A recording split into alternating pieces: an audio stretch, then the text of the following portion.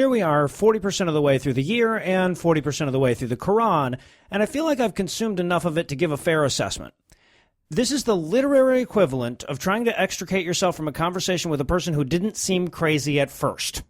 Starts off as some lonely old guy in the park that wants to chat, and then it turns into the Zionist conspiracy to take over the Viagra market by hiding a robot in his penis, and eventually you're ready to cut off a finger just so you can use medical emergency as an excuse to be elsewhere. It's like that, but it's a book. Yeah, this book should start with, let me talk to you for a minute. But it's a bad version of that book. If it was just hiding a robot in his penis, I'd probably buy that book. That's a solid premise. But whose penis? Whose robot? Who's doing the hiding? Why? Lots of good stuff in there. If you just focused on the penis robot. But no, we get bogged down with a bunch of hating Jewish people. Yeah, I guess I kind of oversold it. My bad. And, of course, our killability just wouldn't peak if there wasn't also a filthy woman joining us to orally menstruate all over their holy book. So the lovely and talented Lucinda Lucians has been kind enough to rejoin us. Lucinda, welcome back. Glad to be this much closer to finished with the Quran. Yeah, well, there you go. Yeah. See, when I tell a woman she's about to orally menstruate, there's a lawsuit. It's bullshit. It's fine. We move on. Now, we actually fell behind a bit in the last Quranimaniacs because Surah 9 turned out to be way more fucked up than we were prepared for. So we're going to start off this week on Surah 11 titled Khud. Yeah, and I'm sorry, I have to read the first sentence of this verse in my translation. It goes literally, Alif Lam Ra, a book whose verses are established in wisdom and then set forth with clearness from the wise, the all-informed, new paragraph, that ye worship none other than God. Verily I come to you from him, charges with warning and announcements. It can't be coherent in a sentence about coherence. Right? Also, my copy says these verses were, quote, perfected, then elaborated. So, I don't think that word means you're an idiot. what he thinks it means. Yeah. Then in verse 5, we learn that God can see your naughty bits even when you're dressed. He's like part amazing writer and part TSA agent. It's fantastic. And by the way, here's a quote from this section. No doubt they did fold up their breasts that they may hide from him. Verily, he is the all-knower of the innermost secrets of the breasts. I'm just picturing like God as Frank Costanza. You got the A, the C. And then we get another, I dare you to write as good as me bit in verse 13. But it sounds like between this surah and the last, somebody actually did show up with a better chapter. Because now it says, I dare anybody to write 10 chapters as good as these ones. Okay, how about 12? I dare PricewaterhouseCoopers to find 10 Scrooge McDuck vaults of secret gold. What? To find 74 vaults of secret Scrooge McDuck gold. Yeah, I was a Shakespeare major in college, so, like, this part is where I'm like, oh, Shakespeare's the best writer ever, and people are like, Pericles, and I'm like, one of the other plays, God! Best writer of these 4 good plays that I like. And in case you missed the Noah rehash at the end of the last chapter, we get it again to illustrate the same point again at the beginning of this one. But now, to his credit, Muhammad does take care of the sister fucking part. See, he has Noah taking a small band of believers on the ark with him, so you have at least 3 or 4 incest-free generations if you want them, I guess. That was my Tinder bio. 3 or 4 incest-free generations if you want. If you want them, right. I guess. But then he hands back whatever credit he gained by thinking that the ark has a sail in the next verse. Right. Where the hell did that come from? Meanwhile, Muslim Ken Ham is building 50 square miles of spinnaker in the middle of the desert. Also, I want to point out, maybe in the chapter whose subtitle is In the Name of God, the Compassionate and Merciful, don't tell the Noah story. That's Right. other That would make option, sense. yeah. And then we meet Hood, and it doesn't really tell us who that is. It's just 1 second we're talking about Noah, and another, bam, we're talking about somebody named Hood who's trying to convince people to God better. Right. It seems like any minute one of these verses is going to end halfway through a sentence with Ice Cream Man! Squirrel. Well, and I hope you weren't attached to him either, because 10 verses later, knowing nothing at all about this dude, we abandon him and talk about Salah, who we also don't really learn anything about. Yeah. Don't Okay, so elaborate on that. apparently they're two legendary Arabian prophets, but it comes off like people you barely know talking about people you've never met. Right, but he's the one that has God's magic she-camel. Right. If you remember that. So we get some more details on our collective favorite character in the book so far. Yeah, but I still don't understand this she-camel story. The prophet shows up in town and says, good news, I brought you God's pet camel. But if anything happens to it, you're all in huge, huge trouble. And everyone's like, no, don't give us that. Something's obviously going to happen. This never works out when people do this. And of course, somebody fucks the camel. Of course. It's like town full of angel rapists in the next story. So I guess Mo's getting smooth with those segues. Yeah, right. It's the more than chance of the Quran. It's like, you're not going to fuck this camel? No, promise. I'd fuck the camel. Of course, then we rehash what Muhammad can remember of the story of Lot, as Heath alluded to. The Old Testament should be able to sue this asshole. He has zero original material. Right? See, Just keeps going and I back. get so much hate mail when I compare Amy Schumer and Muhammad. But see, this is more in common than you'd think. And now we're on to the prophet Shu'aib or something going to Midian, and he does the same shit as the last two guys, basically. At a certain point, you'd think even a dumb god would rethink his strategy maybe a little, do something different, throw him a curveball. Prophets keep going back to God. Dude, it's not working. Yeah, I told them they were all liars, like you said. I don't know. Maybe we bring them a farmer's daughter and they don't fuck her? Is that the game? I don't really get what we're doing. Right. Well, and then we get a solid 20 verses of how bad hell is and why we shouldn't want to go there, and then it just blissfully ends. Yeah, hell is like reading this book. And apparently that's where like his scribe fell asleep or just killed himself or whatever. And then we get back to the I skimmed the Pentateuch default of the Quran and get his take on the story of Joseph. And if you need more indication of how short-sighted and not God the author of this book is, we're going to start this surah by saying, I wrote this in Arabic so it would be super easy to understand. They've been walking that back ever since, right? And I just want to show how much the perfect word of God can vary. The Saudi version says, Alif Lam Ra. These letters are one of the miracles of the Quran, and none but Allah knows their meanings. Pretty sure it's New England clam chowder, the white one. But my friendly version just says, these are the verses of the clear book. This sentence doesn't not make sense. Right? And yeah, and then we get the Muhammad remix of Joseph in the Technicolor Dreamcoat. And I'm about done with this shit, man. We went into this book and I'm thinking, oh, good, I was starting to run low on Bible stories, but now I can add Quran stories, right? But all they fucking do is repeat Bible stories badly. Right. What the hell am I supposed to do with this thing? We could just have you drink an eighth of Fireball and read the Bible stories all over again. Like, Hey, they make more sense that way. motherfuckers. Make a Patreon goal out of that one. Meanwhile, cut to CJ Werleman and Jacqueline Glenn saying, you have to at least change the names or something, dude. Come on.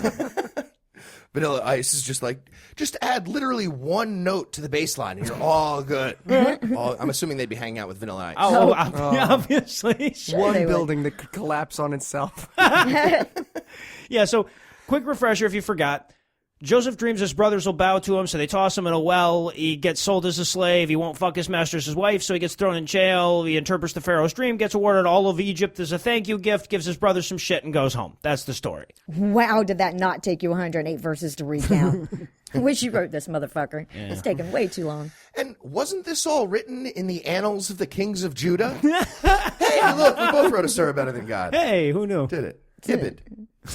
And for a while there, he's just sticking to the biblical account. But when it comes time for the slave owner's wife to try to seduce Joseph, he clearly started getting a little stiff. So he elaborates the fuck out of it with this whole scene full of other women that wanted to fuck Joseph too. There's like 12 of them. Oh, it's like it's halfway between the Castle Anthrax and a Penthouse letter. Yeah. And then dozens of women showed up and started begging him to fuck him. They were like rubbing their boobies all up against him and like putting butter under their dresses. And maybe this is just me, but have you ever had that friend who realizes halfway through his story is boring, so he just takes a hard right turn into lying? He's just like, and I was like, Dave, that's my order of fries. So I shot him with a cannon. Then I was the dread pirate Roberts for a while. Saved a princess and then here we are. Yeah, no, in Olive Garden. It's unoriginal, just like the Quran now. I love, too, that anywhere he has dialogue going on in the story, one of the people has to stop mid-line to talk about how awesome God is and that he's definitely not a Jew, and then goes back to whatever he's saying. I mean, Keith does that constantly, to be fair. But I'm not, though. I'm not. It's not like a big thing I'm trying to brag about or say, oh, look, I'm not Jewish. But just to be clear, I'm not. But no, Not Jewish. To his credit, he actually manages to tell one story all the way through the chapter, and he never tells you to kill anybody. That's So true. It's a step up. Yeah. Clearly, he's at his best when he's copying off somebody else's work. Yeah, Muhammad is the Michael Bublé of prophets. And then it ends by telling us that the Quran is definitely not made up bullshit. Right. Right, yeah. Unless you think the Bible is fiction, this book is not fiction. Case closed. Yeah, and quick before you notice that books that aren't bullshit never have to point that out, we get to the Surah of Thunder, which is so much less cool than it sounds. And I love that we opened this up with a little geocentrism, just to remind us how stupid all the scientific foreknowledge arguments are. Right, yeah. You see, Muhammad knew about transthermal wave differentiation. He just never got around to where the Earth was in the solar system. Those waves beneath the waves thing, he had that on lock.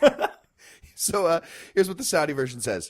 It says, he has subjected the sun and the moon, parentheses, to continue going round with an exclamation. Continue going round! Like an angry coach telling the sun and the moon to keep running laps. And he also teaches astronomy really badly. Yeah, right. And as if that wasn't enough to do it, we learn a verse later that fruits come in male and female pairs. I mean, you really got to read the commentaries. You are opening yourself up to the legitimate criticism from atheists, guys. Those commentaries explain which pair has a penis. Thing is, though, even the Saudis have no fucking idea what Muhammad was talking about in this part. Right. My version says, quote, he made two in pairs. May mean two kinds, or it may mean of two sorts, e.g. black and white, sweet and sour, small and big, etc. etc. period. End quote. That's in the Quran. etc. period. Sounds like a tweet. You know. So I can only have 140 characters to make this all make sense, guys. Sorry. And then he implied that cornfields and vineyards are naturally occurring. It's like he heard the watchmaker argument and then found a watch. Well, how do you explain this then, guys? Again, we're running out of book for this to be anything but wrong about science. Unless there's like a chapter and a half about thermodynamics at the end, I think I'm going to call bullshit on the whole scientifically advanced Quran apologetic. It could be there. I'm with you, Reza. It could be there. There's some charts towards the back of this thing. You could win me. And by the way, at this point, I was asking myself, what about miscarriages? And then right on time, we learn in verse 8 that all those dead babies get balanced out by twins and triplets and stuff. Oh, okay. All part of the trick. It also explains where thunder comes from, so the name isn't completely meaningless, and apparently that's the sound of God being amazed by how awesome he is. Also, he kills people with lightning, but that's unrelated. Yeah. Uh-huh. And I don't want to ruin it, but I'm pretty sure he's talking about Salman Rushdie. Bible lightning. Thunder is the noise of God being amazed at his own magic trick. Just like, oh! Did you see that, guys? I'm awesome. And then in verse 16, it basically says, and if you see a blind guy, ask yourself, what the fuck did he do to piss off God? Yes. Okay, I genuinely had this moment where I put the Quran down and I was like, okay, I'm not giving this book the benefit of the doubt. There's no way it said that. And then I looked at your notes and I was like, yes. Okay.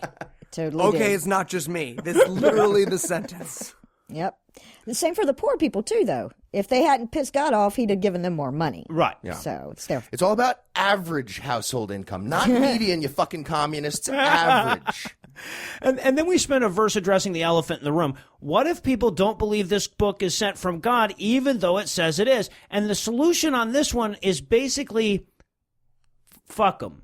Right, right. I love this part. Verse 31, quote, even if there were a Quran by which mountains could be set in motion, by which the earth could be rent asunder, or by which the dead could be made to speak, they would not believe in it. End of quote. And Muhammad can fly whenever he wants to. He just doesn't want to right now. He actually says that later. It does. Demonstrably untrue. If there were a Quran that could reliably locate the 6 of spades, we'd all be fucking Muslims. Also, I would own it. Side note. Just Oh, absolutely. Behind this curtain is a book with a magical spell that can move mountains and bring dead people back to life. Thank you. Just- Tip your waitress. And if that's not enough to convince you, he points out that they also mocked the other biblical prophets like Ezekiel, the scroll-swallowing catatonic shit-eater. So if you're going to ignore him, you also have to ignore all the Bronze Age crazy people whose hallucinations got written down. Deal. Right? And by the way, I had a music note here. Oh, really? Verse 41, the Palestine Forever song. Palestine will never be disputed. Islam's good and Judaism's stupid. And then I look at the title for the next chapter, Abraham, and I'm thinking, you know, I'm not even pissed anymore that he's just stealing from the Old Testament. I just wish he'd read further into it than Genesis. Right, but he can't even make with the Abraham. No. Instead, he starts talking about Moses and Noah again and how everybody thought they were full of shit, just like everybody thinks he's full of shit. And so, therefore, he's right. It seems like the only argument this book has, and it has it 800 fucking times. Well, sure, you can say I don't speak for God, but that's what they said about other people who probably never existed, too. Yeah. Yeah, you know that Galileo argument everyone who's ever wrong about anything can employ? Yeah, I'm going with that. Repeatedly. Right. Over and I feel like over. the Heisenberg uncertainty principle says it's never certain that I'm wrong. Or you would have That's no how it idea works. where I am. Prophets are always not wrong yet. Also, this is the book that constantly is pointing out that he thinks other prophets like Jesus are full of shit. So, like, which is, like, his own apologetic for himself doesn't work on himself in his own book, which is so well written that you couldn't possibly refute it. Well, and he's also so putting words in Moses' mouth right here. He's like, hey, guys, remember when Moses was all, I think Muhammad should get the last donut? No, 2 donuts on Tuesdays? Yeah, remember that? And scribes are supposed to blow you between chapters. That's what it says. Did you already write that down? I feel like you already. That's like you were starting to chisel. I saw you start to chisel. Then we get a vivid description of what hell's going to be like for us sinners. Quote, he, that's the sinner, will drink putrid water. He will sip and will not find it easy to swallow. Mm-hmm. Death will approach him from every quarter, yet he will not die. Intense suffering will lie ahead of him. So, Mexico. Right. That is exactly what I wrote in the margins of my Quran. I wrote, hell is Mexico, now I'm a Muslim. Pascal's wager. Sorry, guys. It's just... Yeah, right, exactly. I have limits here. We're going to make you build a wall. And then he suggests that boats are naturally occurring again. He's listing the bullet points on God's resume again. He's like, trees, water, fruits, rivers. And then he says, and God has made the ships subservient to you so that they may sail across the sea by his command. Like we domesticated the wild schooners or something. Just the image of someone slowly holding out a carrot to a ship to gain its trust. It's okay, girl. We're not feeding them the champagne, dude. That's not how that works. We also learn in this part that God made all the rivers go the right way. Otherwise, some of them would go up. Yeah, I guess. Use them. Yeah, and look, pat on the back for the relative lack of Jew-killing directives this week and all, but at its best, this book is just an instruction manual for being an annoying asshole on a subway. You know, it's all, and don't forget to tell all the non-Muslims you meet that they're going to go to hell. If you're in New York, stick with Sons of Israel or you people. Try to get on the train before other people get off. Like, if that's in the next chapter, I'm like, oh, okay. That pull is for you and you alone. Lean against it. Rub your crotch against it. There you go. Also, I want to point out that Muslim God actually parades all of the hellbound damned people before the good people on the Day of Judgment. So he's at least a little more hardcore than Christian and Jew God. At least a little, Just yeah. a You gotta wonder what's that parade style like? Like, what are the floats? Do you get like a Snoopy filled with sinners? I'm just trying to get that picture. Awesome. That'd be worth being a Muslim for, honestly. Fuck the 72 virgins. I was picturing Nazi propaganda cartoons. Like, lots of rodents, you know. But according to this book, the atheist float is going to be totally calm. We'll just be walking past a lake of fire going, hallucinations of Muslim apocalypse hell parades are just the idiomotor effect. That's all that is. Oh, shit. I guess book. on that, we're going to end this edition of Quranimaniacs. Sorry for the relative lack of head chopping and Jew hate, but I got to imagine Muhammad is overdue. So, of course, Quranimaniacs will return in 3 weeks with Surahs 15 through 18. And if you're like me and you've been asking yourself where the fuck the flying horse is, fear not. We'll be reaching the My Little Pony portion of the book next time. Oh, joy.